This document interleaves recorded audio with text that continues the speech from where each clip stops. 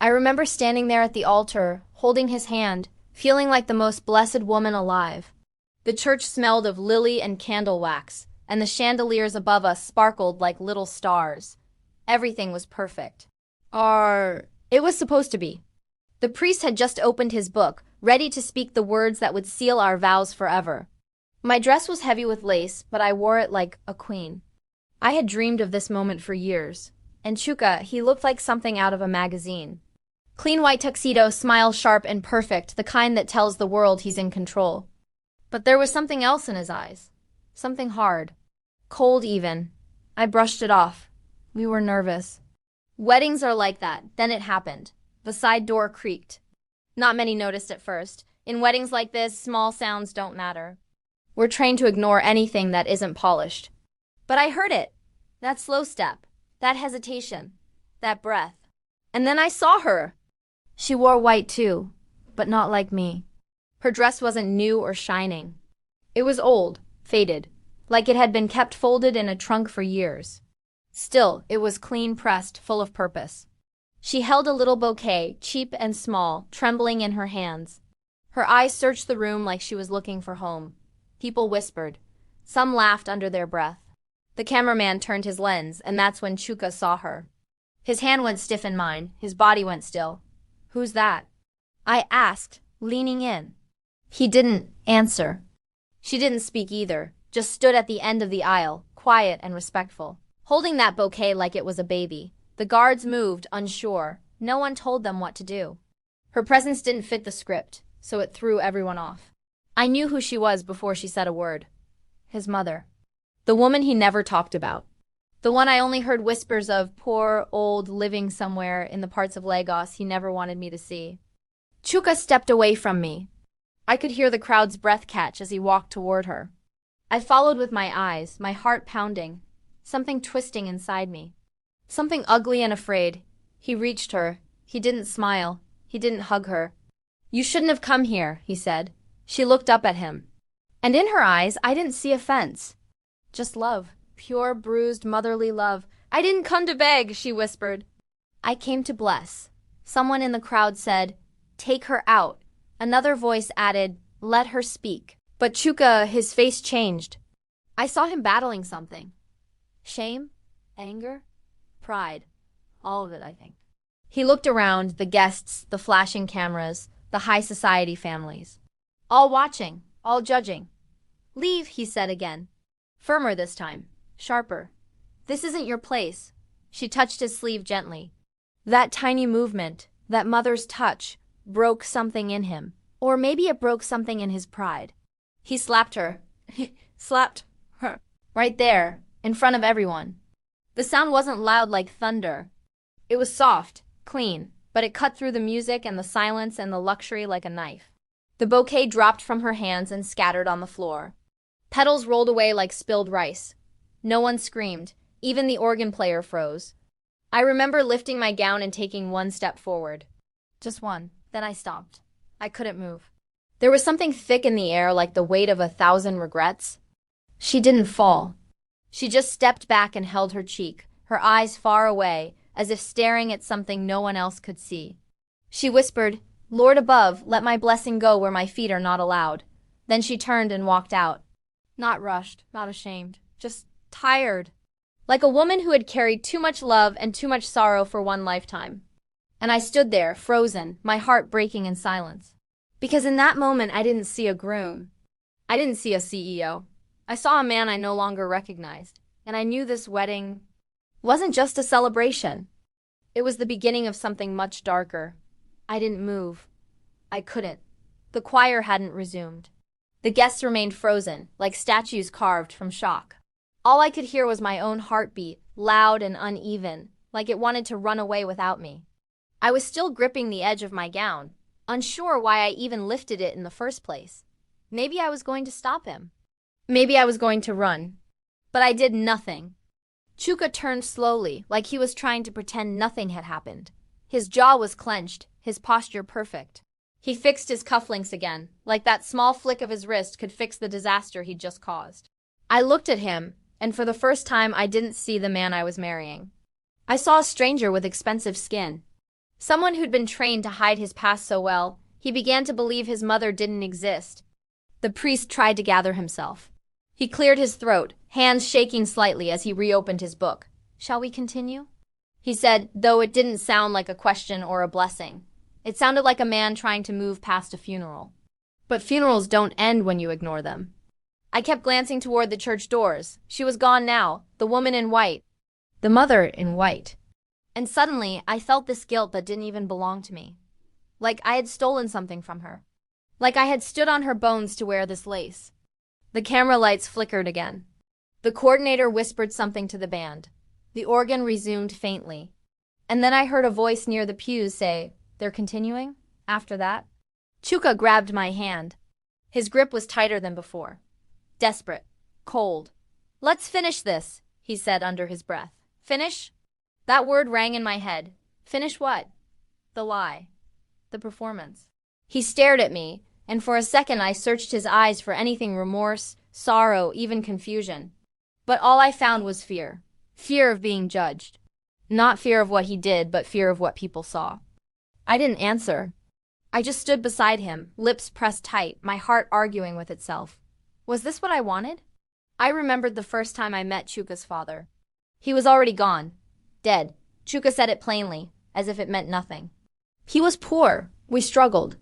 But I built a new life from the dirt. He never once mentioned his mother. Never once said, "Mama," and I never asked, because I didn't want to disturb the image I'd built of him. Strong, powerful, self-made.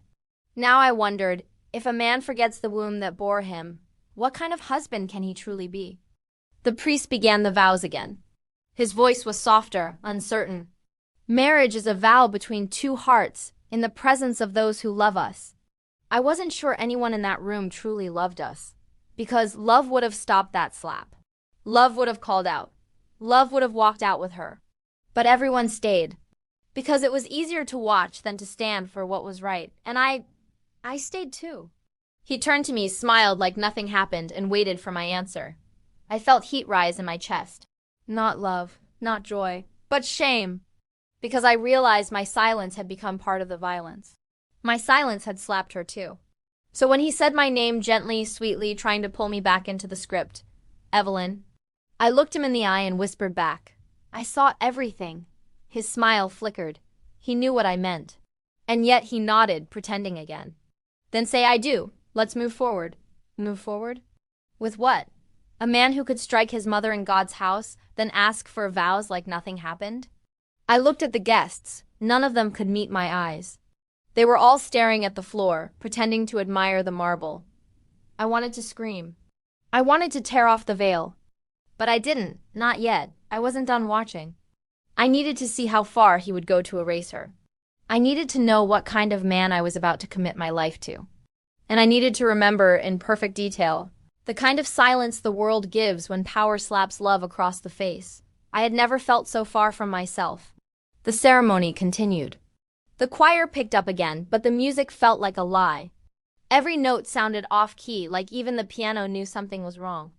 My feet were numb in my heels. My hands were cold, though the air was warm. I don't know how I stood there, but I did like a porcelain doll someone had placed beside him. People smiled. Not real smiles, just those stiff, practiced ones people wear at weddings when there are too many cameras. I could hear murmurs behind the smiles. Is she okay? Shouldn't someone have stopped him? She's marrying him anyway? Yes, I was marrying him anyway. And the worst part was, I didn't know why. Was I scared? Maybe. But not of him. I was scared of what it would mean to walk away. Scared of how it would look. The news, the shame, the photos everywhere. My father would disown me. My mother would cry. And the society ladies in their jeweled turbans would say, she couldn't handle it. She ruined the perfect match. Perfect. They called it perfect because he was rich, polished, and powerful. Because he had built his life from the dust, wore luxury like skin, and talked like a man who owned every room he walked into. But now I saw him clearly. And behind the shine I saw the truth. He didn't build a future. He buried his past.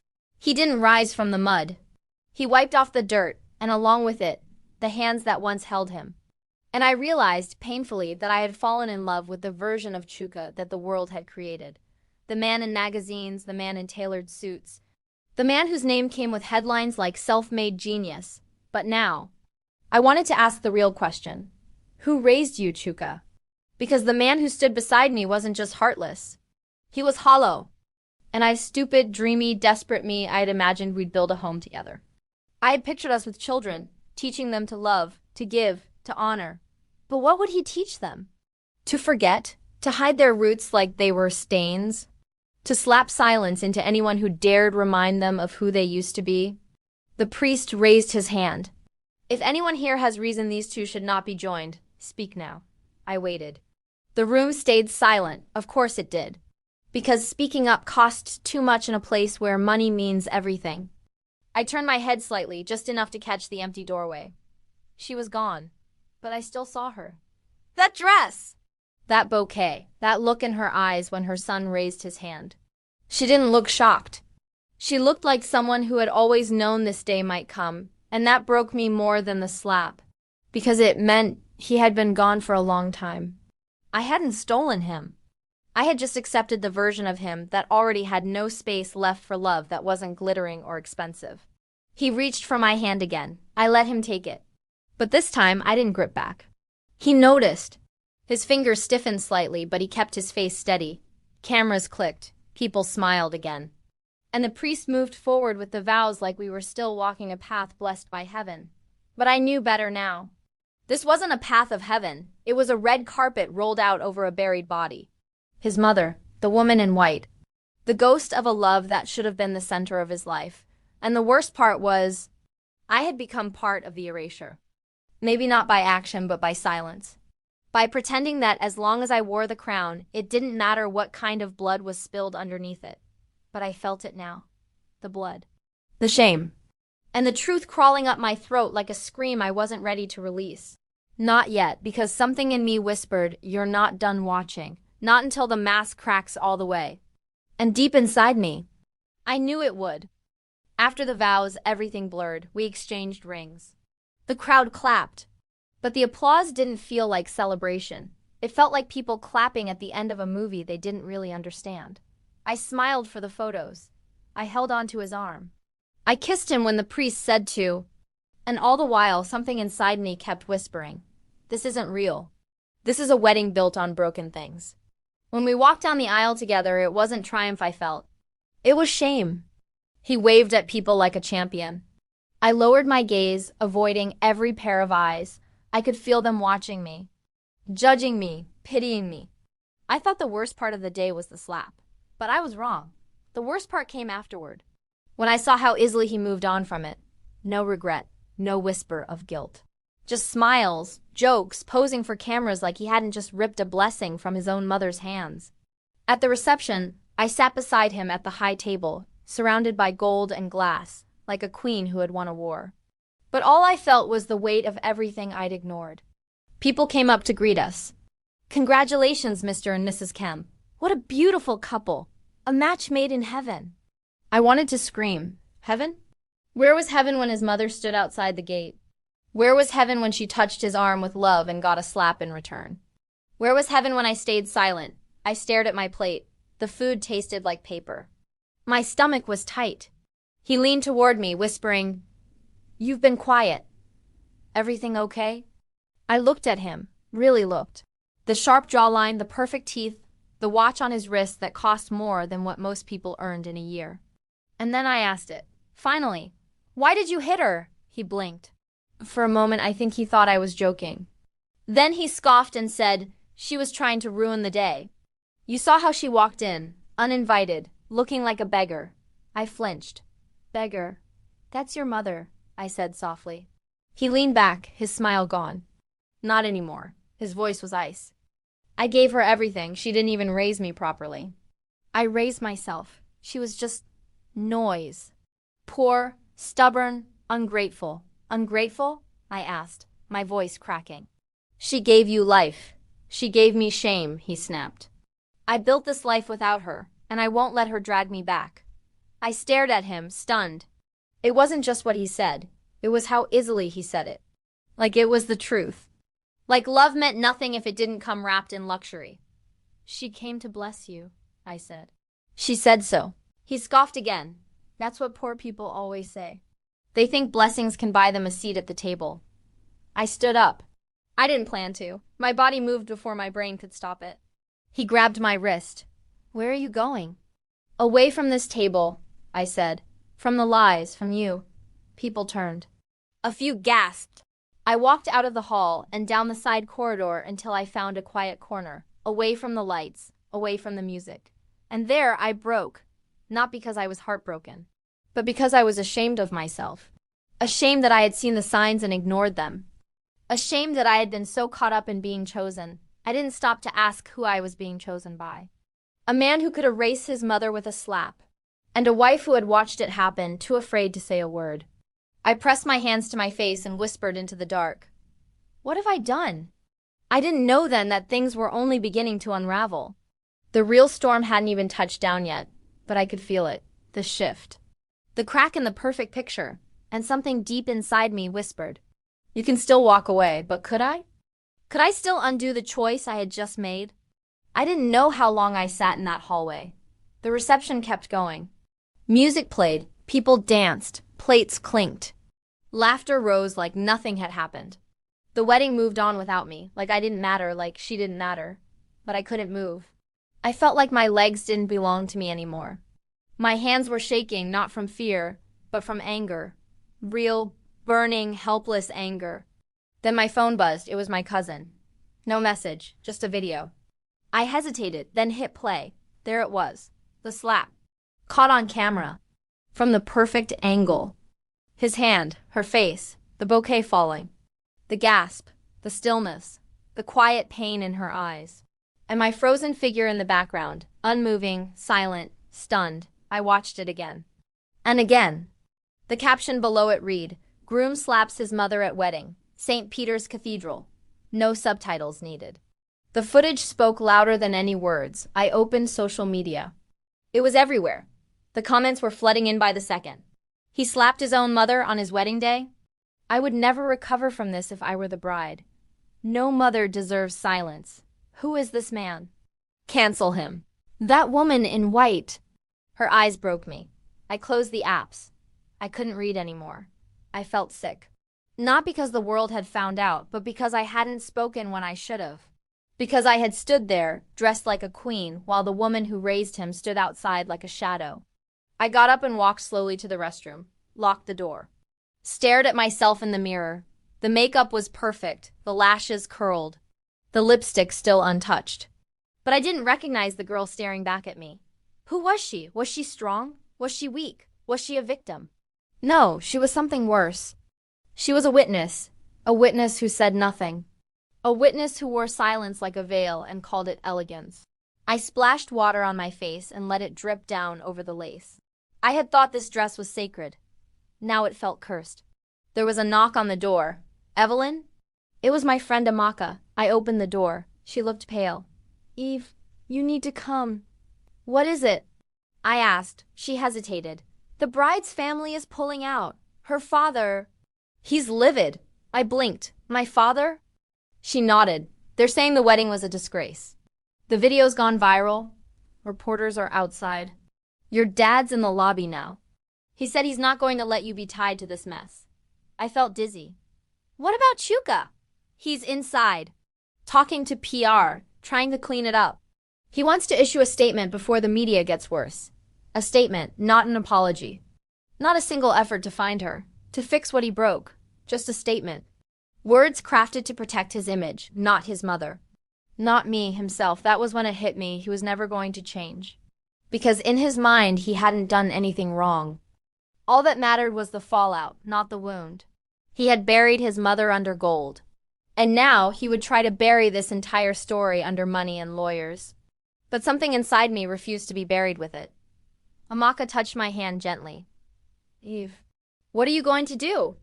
I looked at her, then down at my dress. Then I said, I'm going to do what I should have done the moment he raised his hand. What's that? I straightened. Tell the truth. And this time I wasn't going to whisper it behind closed doors. I was going to say it where the world could hear. Because if the wedding was going to fall apart, it wouldn't be the slap alone that broke it. It would be my voice.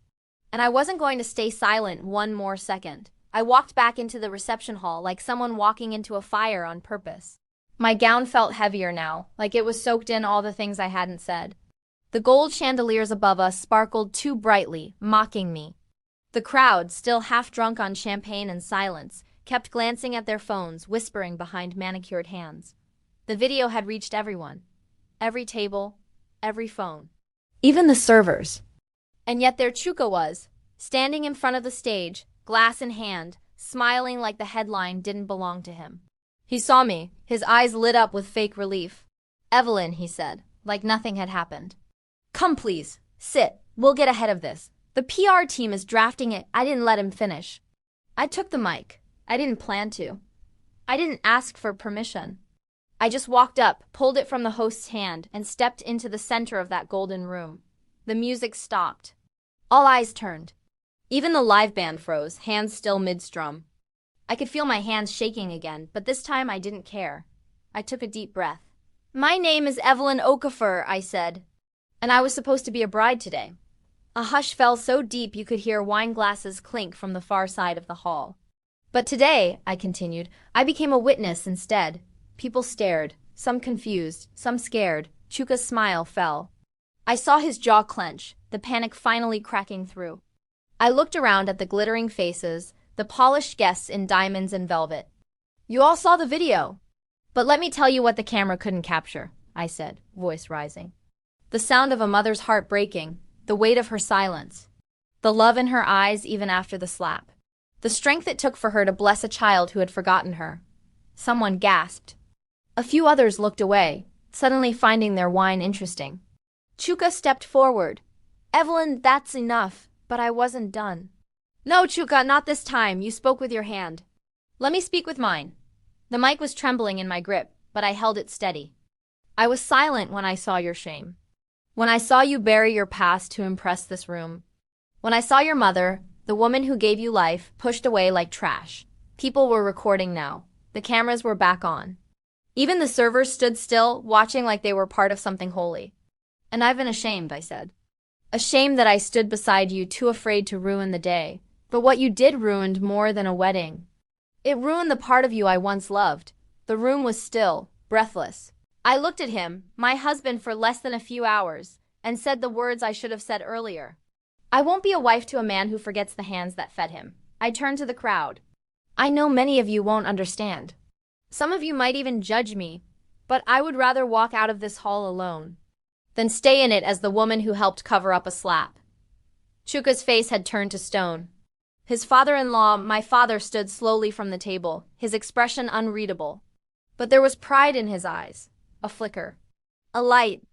I handed the mic back to the host, took one last look at the crowd, and stepped down from the stage. No one clapped. But no one stopped me either. I walked out, past the flowers, past the cameras, past the designer dreams and hollow praise. And as I pushed open the door, I felt it. Air. Real, honest, unscripted air. For the first time that day, I could breathe. I didn't know where I was going. I didn't know what would happen next. But I knew this. I would find her. The woman in white. Because if there was anyone who deserved to be honored today, it wasn't me. It was her. The heels came off first. I took them off as soon as I stepped outside the hall. My feet were burning, but that pain was nothing compared to what I felt inside. My wedding dress dragged behind me on the dusty sidewalk, the lace catching on rough pavement, the hem already stained. Let it be. Let it tear. I didn't care anymore. I didn't take a car. I didn't call for a ride. I just walked. One step after another, with the Lagos sun dipping low in the sky and the streetlights starting to flicker. People stared. Some recognized me, the bride from the video. The girl who stood up and spoke, but I kept walking, past the hotels, past the boutiques, past the glowing billboards with Chuka's smiling face next to the Zion Holdings slogan, "We build futures." Not anymore. That face didn't build a future. That face destroyed a past. I didn't know where she lived. I didn't even know her name beyond Mama, but I remembered something Chuka once let slip in passing back when he still allowed the past into a sentence. "My mother used to live in that old housing place behind the bus terminal," he'd said with disgust. Like even remembering it was a crime. "That's where I went. The sky had darkened by the time I reached the old compound. It smelled like smoke and earth and memory, a quiet place, forgotten by progress. An old woman sat outside, weaving palm leaves. When she saw me, the dress, the bouquet still clutched in my hand, her eyes widened. "I'm looking for someone," I said breathlessly. "She came here earlier today. She wore white." Older woman, slim, beautiful eyes. The woman stood slowly. "You mean Mama Inem?" My heart jumped. "Yes, she lived here," she said, "but she left 3 days ago." "Left?" My voice cracked. "Where?" "No one knows." "Just packed her few things, left a note." "She said she was going home." I blinked. "Home where?" The woman pointed to the far edge of the sky. "Back to her village, Anaha." I'd never heard of it. I didn't know how far it was. But I knew I had to go. I thanked her. I don't remember what I said exactly. Just that my hands were trembling and my heart felt like it was racing against the setting sun. I found a local driver with a beat-up cab. I gave him money. He didn't ask questions. Maybe he didn't need to. Maybe my face was enough. We drove through the night. The roads were long and cracked. The air was thick with dust. But I kept looking out the window, imagining her, that small woman in a white dress, walking slowly down this same road, alone, rejected, invisible, and yet so powerful. She had changed me with one slap. Not the one she received, but the one she didn't return, the one she accepted with dignity. I remembered her whisper, "Lord, let my blessing go where my feet are not allowed." She had prayed not for revenge, not for pity, but for her son's peace. And that shook me more than anything else, because I had never seen a love that holy, that deep, that honest. And suddenly, I didn't care that the wedding was ruined. I didn't care that the news was tearing through Lagos like wildfire. I didn't care what people said about me. I just wanted to find her. I needed to. Not to apologize for Chuka, but to thank her for giving me the strength to walk away from him. We reached the village just before dawn. The driver slowed. A rooster crowed somewhere in the distance. The earth here was red, soft beneath my feet as I stepped out. The sky was purple-blue, and mist hung low like a curtain waiting to be lifted. I asked again.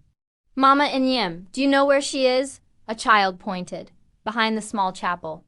Under the almond tree, I walked faster, my heart thudding. But when I turned the corner and saw the fresh mound of earth, the white scarf folded on a wooden cross, and the petals scattered gently over the soil. ... I knew. I had come too late. I dropped to my knees before the grave. I didn't care about the dirt on my dress or the way the villagers watched in quiet surprise. I didn't care that my legs were weak or that my hands were trembling. I just sat there, staring at that little wooden cross with her name etched in uneven strokes. Mama N.M. Mother of Mercy. No dates. No titles, just her truth. I looked at the white scarf folded neatly beside a wilted bouquet, probably the one she brought to the wedding. The one that never got handed over. The one that ended up crushed beneath marble and shame. I touched the grave like I was touching her hands. And I wept not for myself, not even for Chuka anymore. I wept for her. For all the mothers who carried nations on their backs but died with their names never written in stone.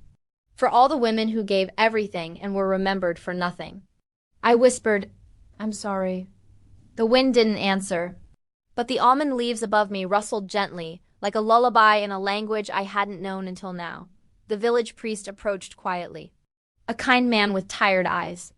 "She didn't say much before she left," he told me. "Just said she was going home to rest. She brought that bouquet and placed it here even before she passed."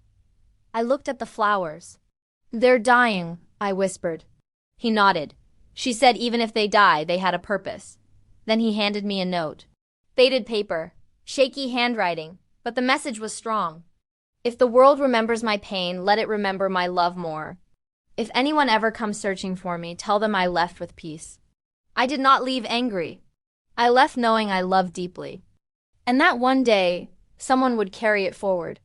I folded the note gently and pressed it to my chest. Then I took off my wedding ring, slid it from my finger like peeling off a lie. I placed it beside the scarf and said softly, "He didn't deserve you." The priest bowed his head, then asked, "What will you do now?" I didn't answer immediately. because something had settled in my chest, not grief, not guilt, but a strange kind of calling. Something clear, sharp, burning. Later that week, back in Lagos, I sat down with a lawyer. I gave up the penthouse, gave up the joint accounts, left the jewelry, the name, the legacy. I took one thing with me, her story. I started a foundation, the Mother in White, to support abandoned mothers, to tell their stories, to remind every child, rich or poor, that the road forward is always built on someone's back. We launched quietly.